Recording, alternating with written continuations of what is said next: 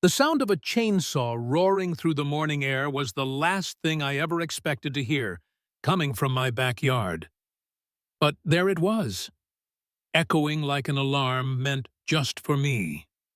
By the time I ran out in my slippers, the blade had already bitten deep into the bark of my oak, a tree that had stood for over a century, planted by my grandfather, older than the houses, older than the HOA, older than any rule book Karen could ever wave in my face.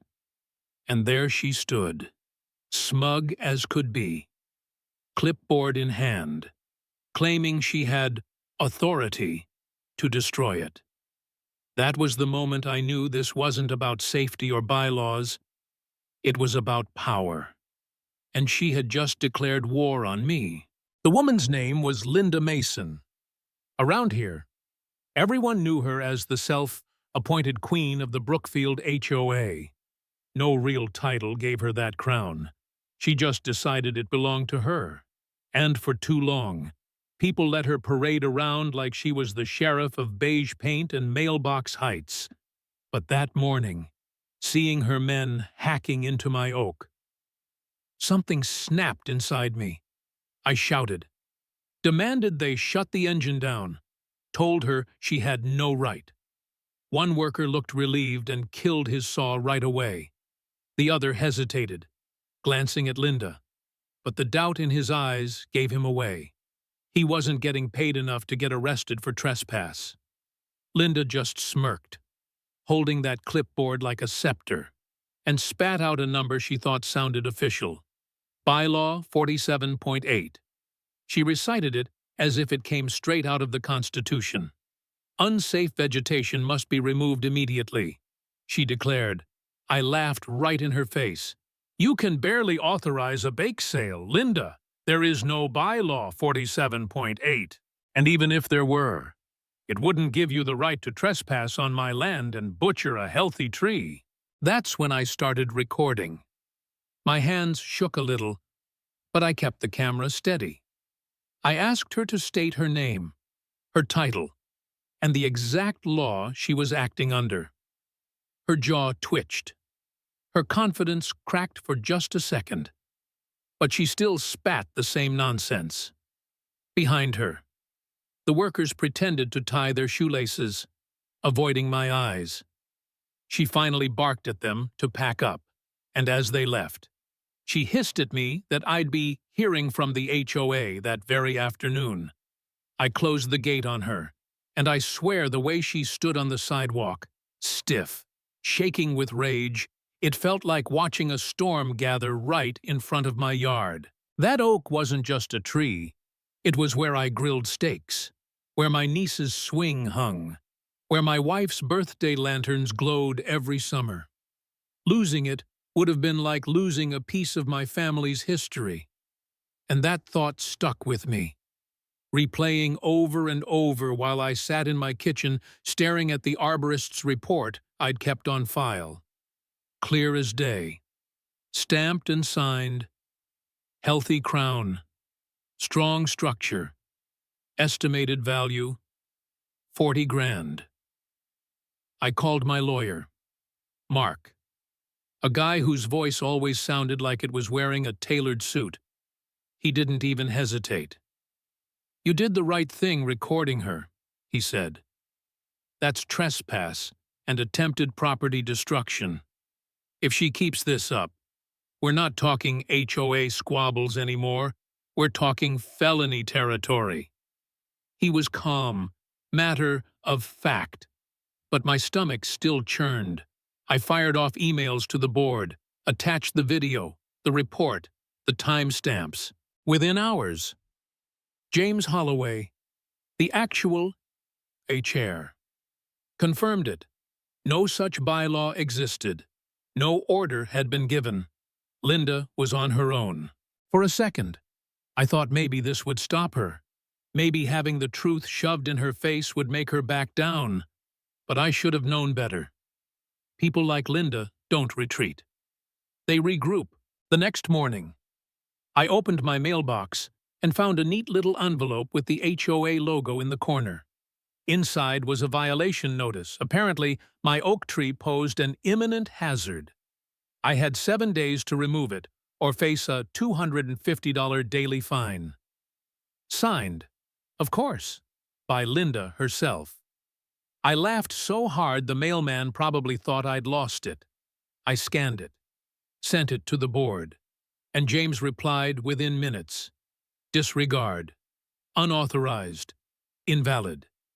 But then another came, and another by her math.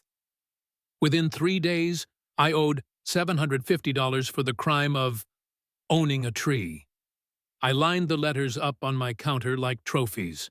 I even filmed myself holding them, calling it Day 3 of Linda's fantasy HOA. But inside, the joke wasn't funny. It felt like living under siege. Every day I checked the mailbox with dread. Every creak outside at night made me wonder if she was back with her saw. And I'll admit it, there were nights I sat awake, staring at that oak out my window, thinking maybe I should just give in, cut it down myself, end the circus, get my peace back.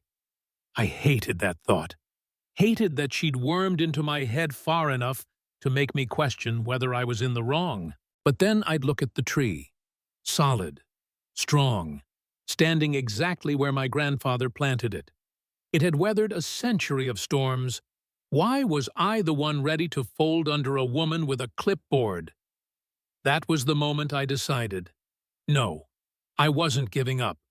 If Linda wanted to make this official, we'd make it official.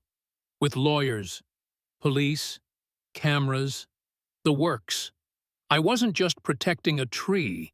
I was protecting the principle that she didn't own me, didn't own this neighborhood, and sure as hell didn't own my yard. And as if to prove how far gone she was, fate handed her a mirror.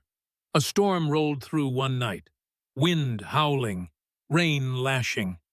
I sat inside watching my cameras when I heard it. A crack so loud it drowned out the thunder. Linda's neglected pine tree, brown, brittle, dead for years, snapped and collapsed right onto her roof. Shingles exploded. Beams splintered. Her pristine siding caved in. The neighborhood lit up with flashlights and shouts. Linda stumbled into the street, hair plastered to her face, screaming at me across the rain. "You did this! You poisoned my tree! You made it fall!" Officers Rodriguez and Chen arrived, calm and steady, telling her to back away. Neighbors chimed in one after another. "That tree's been dead for years. We warned you. You ignored us." Watching her unravel, watching her realize nobody believed her anymore, it was satisfying, sure, but also terrifying, because I knew what came next. People like Linda don't accept reality. They twist it. Days later, she was back on her crusade, patrolling with her clipboard, scribbling phantom violations. The board called a meeting, packed with neighbors fed up with her antics. They stripped her of her role, told her flat out she had no authority. But humiliation didn't tame her, it fueled her. And I knew, deep in my gut, that she'd be back. Worse. It happened just after midnight. My phone buzzed with a motion alert. I pulled up the feed, and my blood ran cold. Linda was in my yard, dressed in dark clothes, clutching a gas-powered chainsaw. She yanked the starter, and the machine screamed to life. Teeth biting into my oak. Sawdust sprayed across the camera lens. I bolted upright, dialing 911 with shaking fingers, yelling from my porch. "Linda, drop it! You're on camera! The cops are coming!"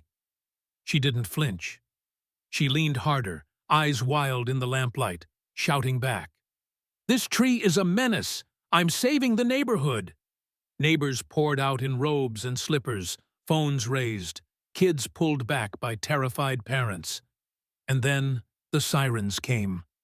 Two cruisers screeched to a stop, lights painting the whole street red and blue. Rodriguez's voice boomed, "Drop the saw! Now!"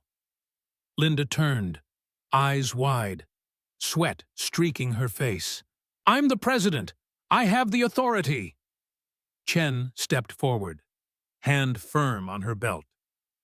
"You are trespassing. You are committing felony property damage. Drop it, or we will take you down." For a heartbeat, I thought she'd fight them. But finally, with a guttural scream, she let the saw fall. Sparks hissed as the chain spun out. Then, silence. They cuffed her right there on my lawn, in front of the whole neighborhood, as she kicked and cursed. And behind them, my oak stood wounded, a deep gash carved into its trunk, bleeding sap like amber tears. The next morning, the arborist came back. His face was grave as he circled the tree. "The cut's too deep," he told me quietly. "Structurally, it's compromised. The city will have to order it removed." Hearing that felt like a funeral. Watching the crew dismantle what had stood for 100 years, it broke something in me. Neighbors gathered, silent, angry, some whispering words I couldn't even focus on. All I could do was film, documenting not just the destruction, but the evidence. Later, my lawyer called. "She's finished," he said. "Trespass, felony mischief, reckless endangerment, there's no wiggle room. With the video, the officer's testimony, the neighbors, she's boxed in." And sure enough, the charges came. Her mugshot hit the local news, captioned, "HOA president arrested in midnight chainsaw rampage." Never mind, she was never president. The irony was too delicious for the reporters to resist. The board officially banned her from any role. The DA pressed felony charges, and for the first time in months, I felt the balance tip. The oak was gone. Yes, but so was her grip on this place. Walking out into my yard that evening, staring at the raw earth where the roots had been, I felt a strange quiet. No chainsaw in the distance, no clipboard rattling against my fence, no fake notices in my mailbox, just silence. And for me, that silence was victory. Linda Mason thought she could rewrite rules, bully neighbors, and erase my history with a chainsaw. Instead, she erased herself. Her downfall wasn't dramatic fireworks or some grand speech. It was the sound of cuffs clicking shut, the sight of her house dark and hollow, the whispers of neighbors who finally stopped fearing her. That's how tyrants end. Not with cheers, but with silence. And if there's one thing I took from all of it, it's this: bullies only win if we let them.